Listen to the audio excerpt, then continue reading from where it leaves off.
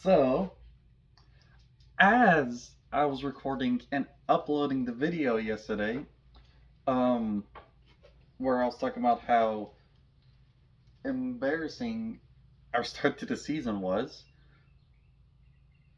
something wild happened on April Fool's Day, no less. We win, and we win in dominating fashion. Dominating fashion. It's 10-0. That's a dominating fashion by itself. It was also a complete game no hitter. Where, yes, it was 2 walks.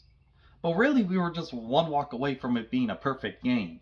Because if Rafael Blanco does not walk Springer, he gets him out at the beginning of the game, that first at bat, well, the first at bat, the rest of the game, he does Spring does not come up the fourth time to be walked the second time.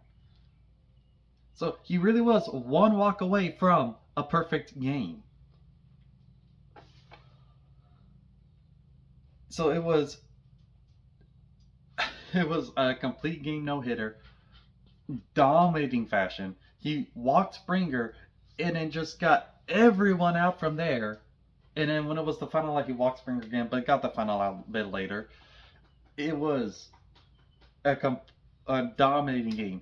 And 5 days before that day, he became a father. He was pitching. He just found out he made the roster for the Houston Astros in the MLB. This was this uh, this is a great start for this man's career. I'm glad he's on our team. Hopefully he continues to stay really well. But it's not just that. Jake Myers, my man, the guy who I've defended while people hated on him, he got 2 hits today. He had a multi-hit game. We got Pena, the person everyone was trying to hate on yesterday. Not yesterday. All of spring training, all of last year. He hits a home run finally, and you can see the finally there. Jose Abreu gets his first hit of the season, and then Yanner Diaz creates history by being the first catcher ever to catch a no hitter and hit multiple home runs in a single game. He hit 2 home runs, and Kyle Tucker also hit a couple of dingers too. Yanner Diaz. See, all of the Maldi defenders trying to say that Yanner Diaz should not have started last year. He should have started. He's already hitting really well and he's catching really well. And yes, he is catching really well. Pitchers do better when Diaz is behind the plate. We saw that last year when you look at the catcher ERA. Yanner Diaz's catcher ERA with the pitchers, he did better with them than Maldonado did. I think there was only one instance, and I think it was Montero. He was like the only pitcher that did worse with Yanner Diaz, and that was a very small sample size. I was like, okay, fine, don't let if that's the case, let Maldonado catch Montero and let Yanner Diaz catch literally everyone else. Or you know what? Let Verlander and Valdez have Maldi, then everyone else do Yanner. But no, Maldi was basically the go-to catcher for every single one.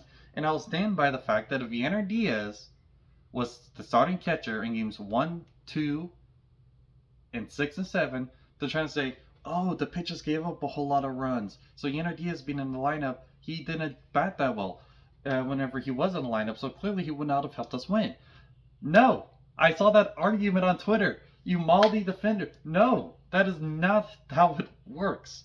One, again, you can try to make that claim, but again, pitchers did better with Yanner Diaz behind the plate. So the pitchers giving up so many runs, they probably would have given up a little bit less.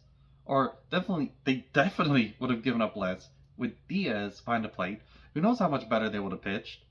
And Yanner Diaz, he definitely would have hit better because he would have had more consistency. He did not have the consistency going in. He's had consistency going into the season, and he's hit really, really well so far. It's kind of hard. Yeah, there is a chance. Technically, there is a chance that he would not have done that. He would have still struggled hit batting wise.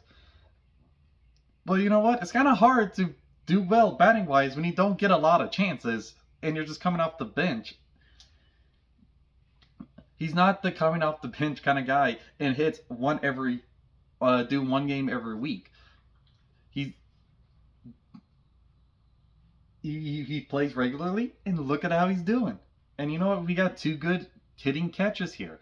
So if he takes the day off, we're still fine. Maldonado. It's I don't hate Maldonado, but this weird insistence on defending him, even when he's not on our team anymore, it's just silly. We have Yanner Diaz on our team, and we're still talking about Maldonado. We're still defending Maldonado when Yanner Diaz is our starting catcher. Okay, this is ridiculous at this point. It really is. Alright, but Rafael Montero, he went in a no hitter. We got a no hitter on April Fool's Day, right after being swept by the Yankees. This season, 5 games into it, and it's already just weird. this this is the 17th, I believe the 17th no hitter in the Astros franchise history when you include the postseason, because we got one in the World Series. Only the second ever no hitter in the World Series. This one was a combined it was a combined pitcher no hitter. I'm trying to remember. A combined no hitter. Yeah, it's a combined no hitter. That's what they're called. I don't know why I was having a brain fart there. It's combined. They had a combined no hitter, which is one of the. It's essentially the second rarest no hitter. It's kind of wild. The 2 no hitters in the World Series are the 2 rarest. The combined no hitter and in the perfect game. We don't have just a normal complete game no hitter where you walk or you have an error or 2. It's a perfect game, which is the rarest. I don't remember who. I believe it was the Yankees, and then the Astros with their combined no hitter, and then we just got a complete game no hitter. And it's funny too when we've got a complete game no hitter last year and a complete game no hitter this year. Whenever people are saying, "Oh, the complete game no hitters, they're just gonna fall out of style. People aren't gonna do them no more," and we just got them back to back years. Yeah, they're not going out of style just because we're gonna continue with some combined no hitters, but the complete game's not going away. We still got pitchers who can go pitch complete games, and we got managers who are willing to let their pitchers pitch complete games. It's still gonna happen, and it's obviously is still happening. I don't think it'll ever go out of style. But yes, the Astros no hitter. We are only 1-4. We got swept in embarrassing fashion, and we just embarrassed the Blue Jays with the no hitter. I have no idea what's going to happen today. I don't know what's going to happen tomorrow. I really don't know what's going to happen this season. But if we can bounce off of this and run with the momentum to get like a pretty decent start for like the rest of March, and then just get back to where the league is like, okay, the Astros are not dead just yet. I'd say it'd be a successful March. Because we aren't dead just yet. We have struggles, a couple holes here or there, but we are not dead, and we are going back to the ALCS. We're going back to the World Series, and we're going to win the World Series. And does this erase the cause for concern for being swept? No, not really. But it definitely gives reason for Astros fans to be excited. Because we didn't really have reason to be super excited before. Now we do. See y'all next time.